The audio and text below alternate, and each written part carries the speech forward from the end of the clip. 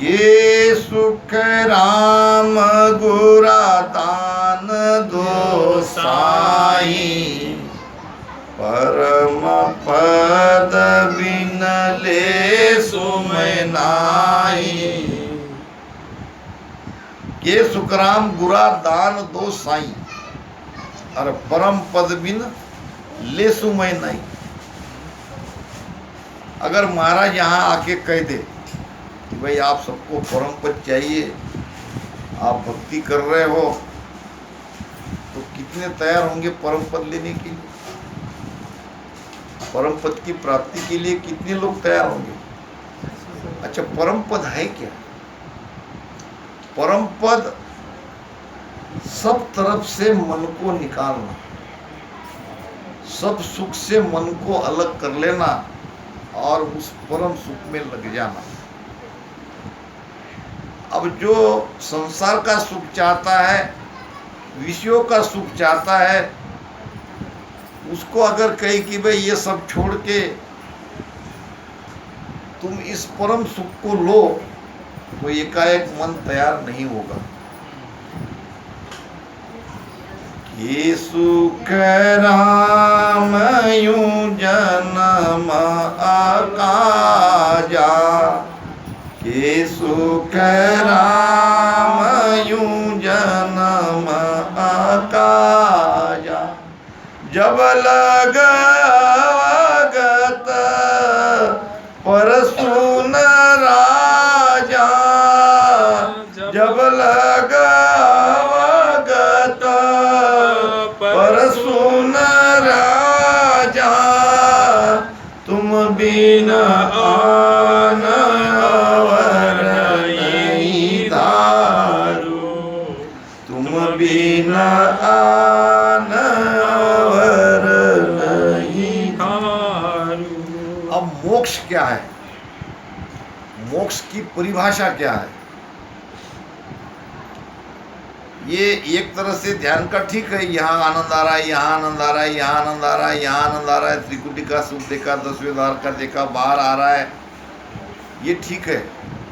ये तो ध्यान की एक स्थिति है, ध्यान कर रहे हो, ध्यान का आनंद आ रहा है। मगर मोक्ष क्या है? मोक्ष की परिभाषा है बंधन से मुक्त होना। मोक्ष क्या है? बंधन से मुक्त होना। अच्छा, यहाँ हम बंधन में है कि मुक्त है? अब बंधन में है तो बताओ, आपके तो हाथ दोनों मुझे खुले दिख रहे हैं, आपके पैर भी खुले हैं, आप कहीं जा सकते हो, कोई भी काम कर सकते हो, जो चाहे खा सकते हो, आप तो सब तरह से मुक्त दिख रहे हैं। सब तो मुक्त दिख रहा है, फिर भी आप कहते हो बंधे हो। तो कैसे बंधे हो? हाँ, मोह माया में बंधे हो, मन से बंधे हैं। देखो बंधन कैसा है, ये बंधन बड़ा जबरदस्त है। मोह का बंधन सावड़ा सबड़ी करमारी। अगर मैं कहूँ कि यहाँ मैं जितने दिन हूँ या इतने दिन कोई अपने अपने घर पे न जाए, ऐसा हो सकता है? नहीं हो सकता, कभी नहीं हो सकता। क्यों? कि हम अज्ञात बंधन में सब बंधे हैं, और ऐसे बंधे हैं कि वो लाख उपाय करने पर भी छूट नहीं सकते। यहाँ सत्संग समाप्त होने के बाद अभी भोजन प्रसाद करेंगे, फिर अपन कहाँ जाएंगे? क्यों जाएंगे? वहाँ बंधे हैं, वहाँ हम बंधे हुए हैं, वो बंधन है, और ये जबरदस्त बंधन है। इसका मतलब हम मुक्त नहीं है।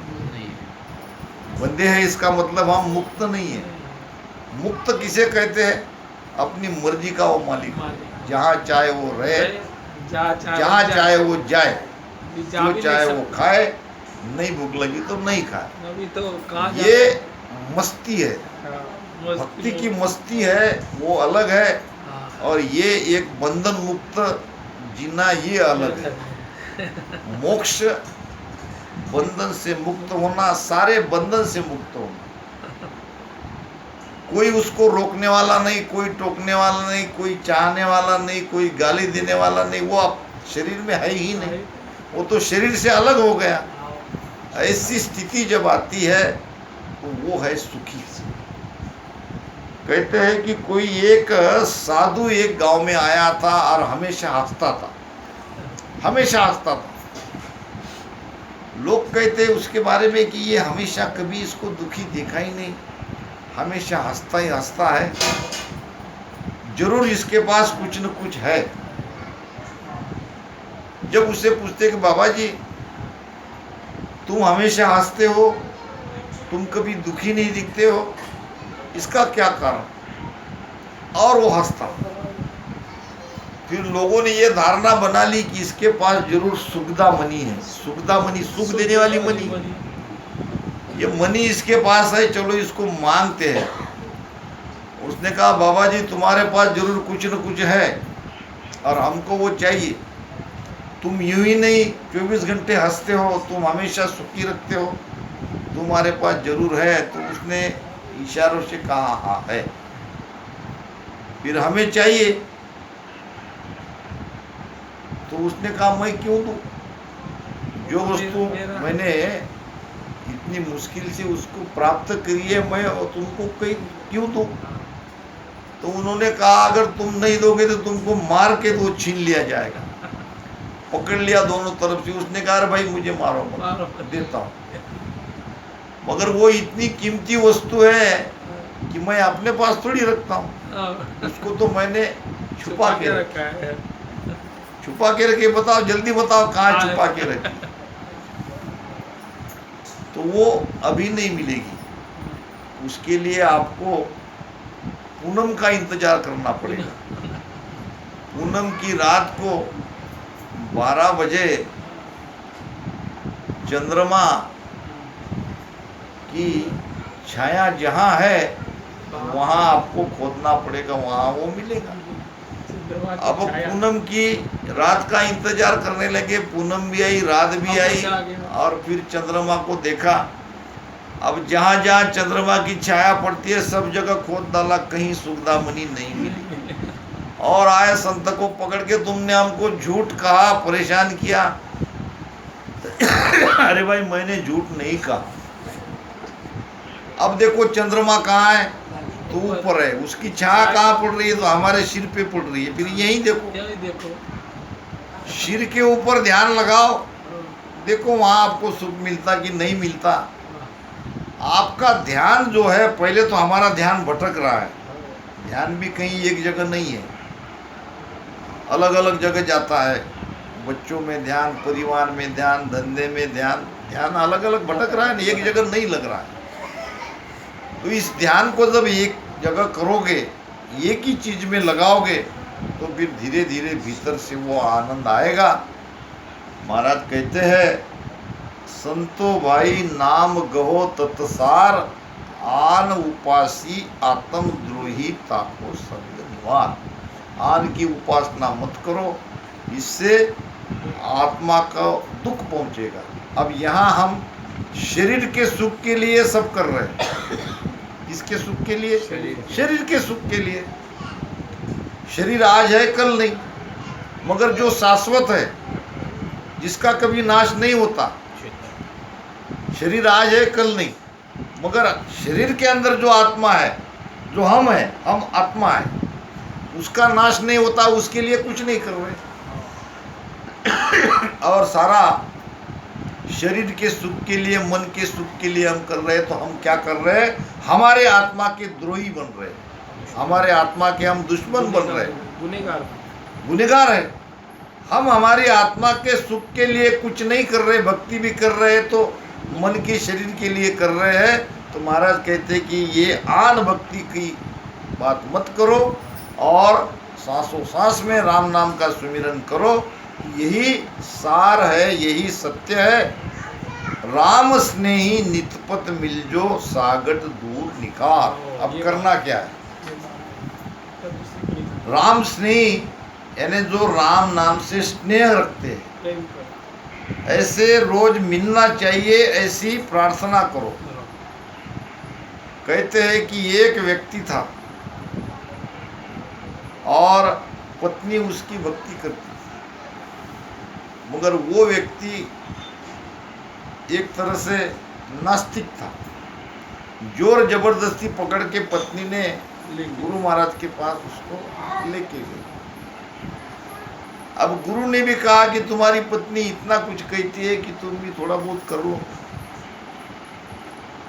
उसने कहा ये झंझट मुझसे नहीं होती, मैं ये भजन सुमिरन नहीं करता। संत ने कहा मत करो, मगर मैं जो कहता हूं वो तो करो।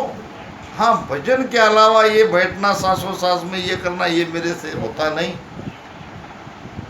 ये मत करो। फिर तो मैं तो तुम्हारी किसी भी बात को मानने को तैयार हूं, बस करना कुछ नहीं है। तुम्हारे घर के सामने कौन है? तो कहने का ये कुंभार का घर है जो रामसनी है। बस सुबह उठ के तुम उसका मुख देखना और अपने काम पे लग जाना, करना कुछ नहीं। हाँ महाराज, ये तो बड़ी अच्छी बात है, मेरे घर के सामने ही है, मगर एक बात रखना, आप जो भी करोगे बिना कुंभार का मुख देखे करने का नहीं, आप करना ही नहीं है। ये तो बड़ी आसान बात है।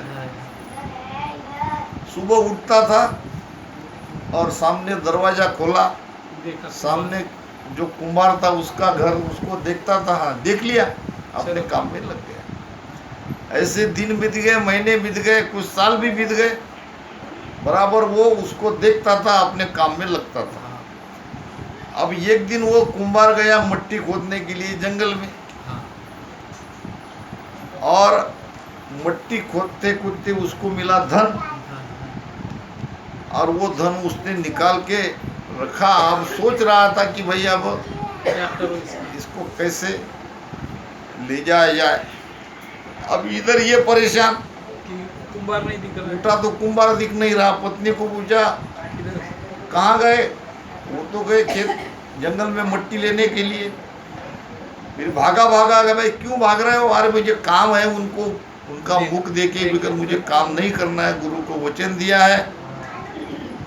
तो जिस रास्ते से गया उस रास्ते से देखा। अब कुंभार तो वो सारा धन का हांडा लेके ऐसे बैठा था, और ये जाके कुंभार का मुख देख, अब उसको डर लगा कि भाई इसने मुझे देख लिया, उधर मुख कर लिया। और ये कहता भी क्या है, भाई इधर आओ इधर आओ, इधर नहीं नहीं देख लिया देख लिया। अब तो और डर गया, ये देख लिया तो गांव में जाके बता देगा। अरे भाई तू क्या देखा? नहीं नहीं नहीं नहीं मैंने देख लिया, मेरा काम हो गया। उसको पकड़ के लाया, भाई तू ऐसा क्यों करता है? देख लिया तो इसमें से आधा ले लेना। तब समझ में आई उसको कि देखने भी की क्या लाभ है, देखने से भी मिल गया उसको।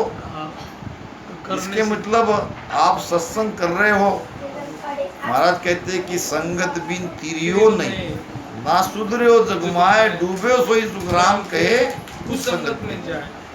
संगत अपने आप में एक बहुत महत्व रखती है जीवन में। सत्संगी बनो, संतों का संग करो, साधु की संग करो। इसलिए राम स्नेही नितपत मिल जो, चाहे सागट दूर निकार। सागट क्या है? राम स्नेही क्या है? जो राम से स्नेह करते हैं वो राम स्नेही, और जो राम से जिसका स्नेह नहीं है वो सागट, चाहे वो कितने भी बड़े क्यों ना हो। प्रभु नाव बिना बहुता संग दूजा तामे बहुत विकार। जो भजन नहीं करते हैं या भजन का विरोध करते हैं, वो कितने भी हमारे स्नेही क्यों न हो, उसका संग करोगे तो आपके अंदर विकार पैदा होगा। ये काम क्रोध लोभ मोह ये विकारी तो है। ये काम क्रोध लोभ मोह, इस विकारों से दूर होना है तो राम स्नेह की संगत करो। जो भजन करता है उसके साथ में रहो। दूसरी बात, अभी आपने यहाँ पे देखा है, एक को किसी एक को अगर भजन लग जाता है और लगता है तो उसकी ऊर्जा दूसरे को मिलती है। यहाँ पे ये सारे एरिया में निगेटिव जो कर्म है या निगेटिव विचार है वो सारे यहाँ से हट जाते हैं। एक सत का प्राबल्य रहता है। और ऐसे ही इसमें जो भी कोई भजन करने लगेगा तो उसके अंदर उसको भी भजन लगेगा, क्योंकि ये संगत का गुण है। रंग लागत लागत लागत है, भय भागत भागत भागत है, अनंत जन्म का सूता हंसा जागत जागत जागत है। इसलिए भजन को कभी छोड़ो मत। भजन का अगर कहीं हो रहा है तो वहाँ जरूर जाके बैठो। महाराज कहते हैं जो सागट है, जो भजन नहीं करता है, ऐसे से अलग ही रहो, और जो भजन करने वाला है उसके पास बैठो। नाम स्नेही दुर्बल भूखा, नाम से स्नेह रखने वाला दुर्बल यानी गरीब, असहाय। अब वो असहाय है, भूखा है, फिर भी उसकी प्रीति कहाँ लगी है, उसका स्नेह कहाँ लगा है, ये देखो। उसके बाह्य इस पे मत जाओ। मिल जो बाह पसार, कैसे मिलो? बाह पसार के, क्योंकि वो हमारी जाति का है, वो हम एक देश में जाने वाले हैं। और बाकी जो है हमारे रिश्तेदार क्यों न हो, सागट पांडे राव लोई, सागट भक्ति द्रोही, भक्ति न करने वाला अगर वो राव है यानी राजा है, और पंडित है, विद्वान है, ज्ञानी है, क्या करते हैं? मीठा भोजन ध्रक, मीठा भोजन धिक्कार है। क्यों धिक्कार है? अगर उसमें आपको बीमारी पैदा होती है मीठा भोजन करने से, तो वो मीठा भोजन आपके क्या काम? तो ऐसे भक्ति द्रोही सागट राजा क्यों न हो, विद्वान क्यों न हो, ज्ञानी क्यों न हो, सब बित माथे मार, सब जन माथे मार, इसको छोड़ो, इसके साथ मत रहो। वो अपना जो है अपना अपना ही है, पराया पराया ही है। ये एक राजा था, ये एक राजा को लगा कि नगरी में जितने बच्चे हैं इसमें सबसे खूबसूरत बच्चा किसका है, ये जानने की उसकी इच्छा हुई। अब प्रधान को पूछा कि भाई ये काम मुझे देखना है कि सारे नगरी में जितने बच्चे हैं, छोटे छोटे बच्चे वैसे भी खूबसूरत रहते हैं, अच्छे लगते हैं, सबसे बढ़िया बच्चा किसका है, इसकी जानकारी मुझे चाहिए।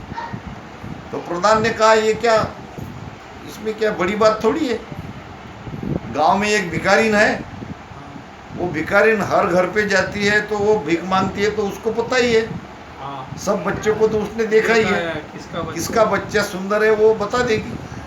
भिखारिन को बुलाया, राजा ने कहा क्या तुम सबके घर पे जाती हो? तो हाँ महाराज। तो तुमको ये भी पता है कि सबके घर में कितने बच्चे हैं? तो हाँ महाराज। तो आज से तुमको एक बढ़िया काम देता हूँ, इनाम दूंगा, सब घर में जाके मुझे ये बताओ कि किसका बच्चा सुंदर है। अब राजा को लगा तो ये सब ढूंढ के आखिर में मेरे ही बच्चे को देखेगी और कहेगी भाई तुम्हारा ही बच्चा सुंदर है। बड़ा आदमी है राजा, राजा का बच्चा सुंदर ही रहेगा। अब भिखारन सारे गांव में भीख मांगते मांगते बच्चों को ढूंढते ढूंढते आई, और एक दिन राजा के पास आके कहने लगी महाराज आपने जो काम मुझे सौंपा था मैं आया आज पूरा कर दिया। क्या देख लिया तुमने सब? हाँ देख लिया। किसका बच्चा सुंदर है देख लिया, बताओ जल्दी बताओ। तो भिखारी ने कहा मेरा बच्चा बराबर ना उसका ही रहेगा, काला कलूटा, इसने नहाया नहीं, कैसा भी, और ये बच्चा सुंदर, तुमको क्या और बच्चे लगे ही नहीं किसी को, तुम्हारा बच्चा तुमको सुंदर लगता है। भिखारन कहने लगे हाँ महाराज क्या करूं, मजबूरी है। मैंने जब देखा कि मेरे बच्चे से ज्यादा और कोई बच्चा मुझे सुंदर नहीं लगा, तो इसमें काहे कि सुंदर का, ये काला है, नाक चपटा है, कब से इतने नहाया नहीं, कपड़े मैले, और ये कैसे सुंदर? मुझे तो किसी भी तरह से ये सुंदर नहीं दिख रहा है, इससे सुंदर तो और कई बच्चे हैं, तुमको कैसे लग रहा है? भिखारन ने कहा उसको देखने के लिए मेरी आँख आग चाहिए। चाहिए, वाह, किसकी आँख चाहिए? मेरी आग। आपकी आँख से ये सुंदर नहीं दिखेगा, मेरी आँख से अगर देखोगे तो इससे बढ़िया सुंदर बच्चा किसी किसी का का नहीं है। तो हमारा राम स्नेह कैसा भी क्यों न हो, वो दृष्टि हमारी चाहिए। हाँ, वाह, ये भजन कर रहा है, बस इतना काफी है। तो महाराज कहते हैं कि नाम स्नेही दुर्बल भूखा, वो दुर्बल क्यों न हो, वो भूखा क्यों न हो, मिल जो बाह पसार, उसके प्रेम से मिलो। कम से कम प्रेम से तो आप उसका स्वागत कर ही सकते हो, और कुछ दो न दो, राम राम सा कर दिया तो काम, आधा तो काम आपका हो ही गया। राम राम सा में इतनी ताकत है, हम तुरंत पहचान लेते हैं कि ये हमारा है। अभी हमारी मामी कह रही थी, परिचय उसने दिया कि भाई तुम नहीं जानते हमको, तुम्हारे मार्ग को नहीं जानते, मगर तुमने राम राम सा तो कहा है। हाँ, राम राम सा तो पहचानने में आ गए, तुम्हारी जाति क्या है, तुम कौन से पंथ के हो, तुम क्या कौन सी भक्ति करते हो। फिर जब उन्होंने कहा कि भाई हम राम स्नेही है, तो माता जी कहने लगी मैं भी तो राम स्नेही हूँ। राम से। तो राम नाम में अलग ताकत है। राम राम सा करो, डरो मत। राम स्नेही है तो राम राम सा करो, ये हमारी पहचान है, इसमें एक प्रेम है। सागट पांडे राव लोई सब जन माथे मार, इससे कोई हमको मतलब नहीं है। अब महाराज इससे भी और ऊंची बात कह रहे हैं। अब ये तो ठीक है, गरीब तक असहाय तक बात हो गई। अब कोड़ी कुष्ठ, कोड़ी कुचली मैली भी। कोड़ी है, कुष्ठी है, यानी उसको महारोग है, कोड़ अगर है, हाँ, फिर भी क्या, तागट ब्रह्म विचार, उसके ऊपर के इसको देखो मत। वो अगर भजन कर रहा है, भक्ति कर रहा है, परमात्मा का विचार उसके अंदर में है, तो ये देखो, उसके बाह्य ऊपर के मत देखो।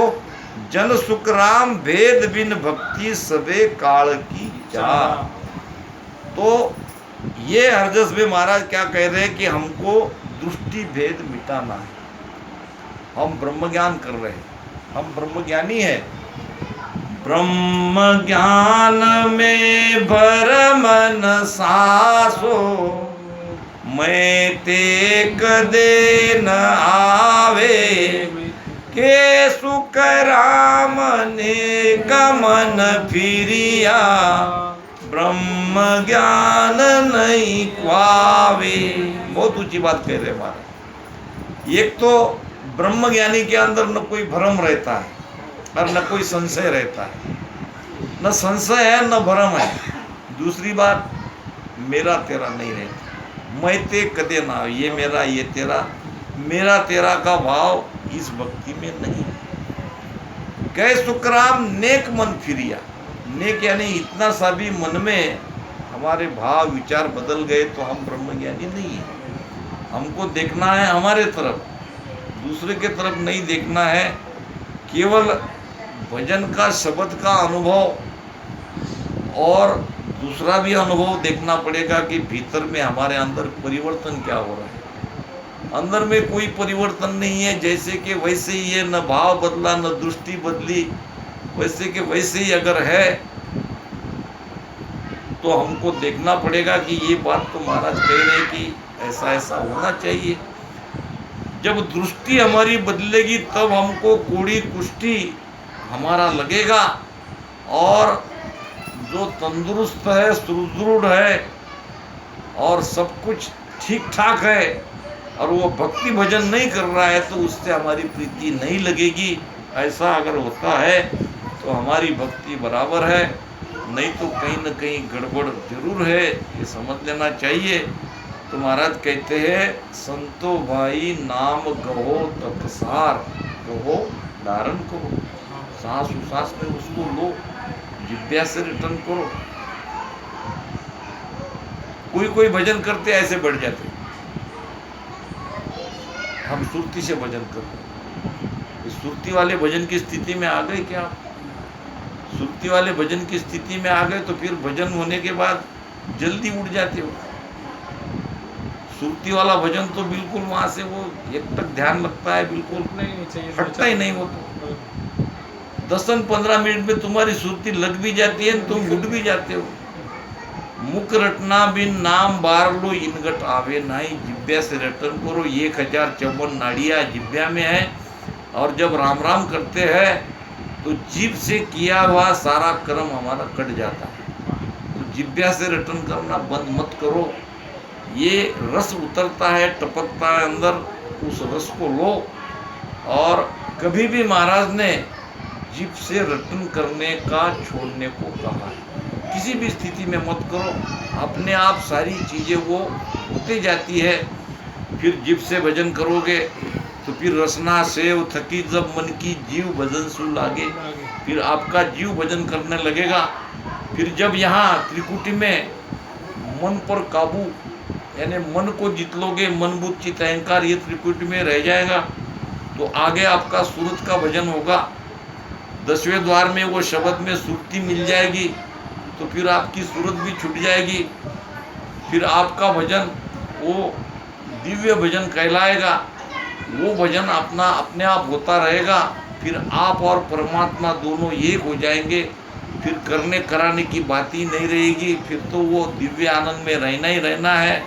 तो एक एक चीज़ को समझ के करना है। पहले तो अब शरीर से मन से भजन करना पड़ेगा, उसको लगाना पड़ेगा। लगता नहीं है, प्रयास करना पड़ेगा। अब धीरे धीरे जब मन भजन में लग जाएगा, एक एक स्थान को पार करके हम मेरू त्रिकुटी होते हुए जब आगे बढ़ेंगे तो यहाँ मन भी पूरी तरह से यानी विचार शून्य हो जाएंगे। विचार नहीं रहेगा, क्योंकि ये मन की स्थिति है। जैसी अवस्था है वहाँ वहाँ मन का स्थान रहता है। जागृत अवस्था में मन रहता है आँखों पर। जागृत अवस्था में मन कहाँ है? आँखों पर। और जब सुषुप्ति अवस्था है उसमें हम स्वप्न देखते हैं। स्वप्न कब आता है? जब मन यहाँ कंठ पे आता है, तब मन का स्थान रहता है कंठ पे, तब हमको स्वप्न दिखाई देता है। और जब हम सुषुप्ति अवस्था में सो जाते हैं, गाढ़ निद्रा में रहते हैं, तब मन आता है हृदय में। मन अगर हृदय में है, ये मन का घर है। कोई जब अपने घर पे आएगा तो वहाँ वो स्थिर हो जाएगा। हम दिन भर काम करते हैं और शाम को अपने अपने घर में चले जाते हैं, तो वहाँ हमको क्या मिलता है? आराम मिलता है, आनंद आता है, सुख में रहते हैं, क्योंकि हम अपने घर पे आ गए। इसी प्रकार ये भटका हुआ मन जब अपने घर पे आ जाता है तो हम निश्चिंत सोते हैं। अगर ये मन यहाँ नहीं आ जाए तो हमको नींद भी नहीं आएगी। जब विचार हमारे चलते हैं, विचार के चक्र चलते हैं, तो हम सो भी नहीं पाते। सोते भी है तो वो नींद का आनंद नहीं आएगा।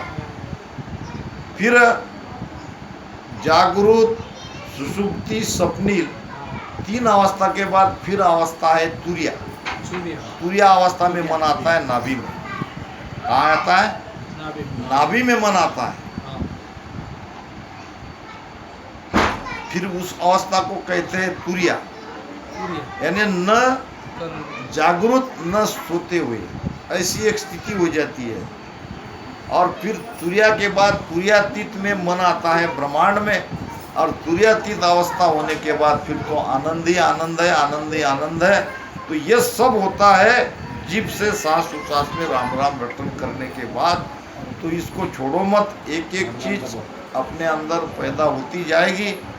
उस सब को अनुभव करो, उसका आनंद लो, और इस प्रकार से रामस्नेहमय जीवन बिताओ। लक्ष्य और उपलक्ष्य दोनों अपने सामने रखो। लक्ष्य है परम पद की प्राप्ति करना, के सुखराम बुरा दान देवो साईं, और परम पद बिन लेशुमय नहीं। परम पद की प्राप्ति हमके करनी है। अब युगों युगों से हम जो गलतियां करते आए हैं, अब वो गलती को सुधारना है। अब भजन ही करना है, भक्ति करनी है, और हमारे आत्मा का द्रोही हमको बनना नहीं है। हमारी आत्मा को इस बंधन से मुक्त करना है, उस परमात्मा में मिला देना है। जैसे कि हम हमारे बेटे को दुखी देखना चाहते हैं, हमारे संतान को हम सुखी देखना चाहते हैं, और उसी के लिए उनको सुख मिले, उसके लिए हम पूरा जीवन उसमें बिता देते हैं। इसी प्रकार हमारे अंदर जो आत्मा है परमात्मा का ये परमात्मा की संतान है। परमात्मा को ये लगता है कि भाई मेरे बेटे ये शरीर में मैंने इनको भेजा हाँ, और ये सब विषय सुख में अटक गए और इनको सुख चाहिए, तो वापस जब तक ये अपने घर पे नहीं जाएंगे हम सुखी नहीं रहेंगे। इसलिए जैसे हम हमारे बेटे को अपने घर में रहे ऐसा सोचते हैं, उसी प्रकार ये आत्मा भी अपने परमात्मा के घर में रहे ये सोचना चाहिए। उसके लिए ही हमको मनुष्य शरीर मिला है और इसके लिए करना पड़ेगा भजन। भजन से ही आप उस परा आनंद को प्राप्त कर सकते हो। सद्गुरु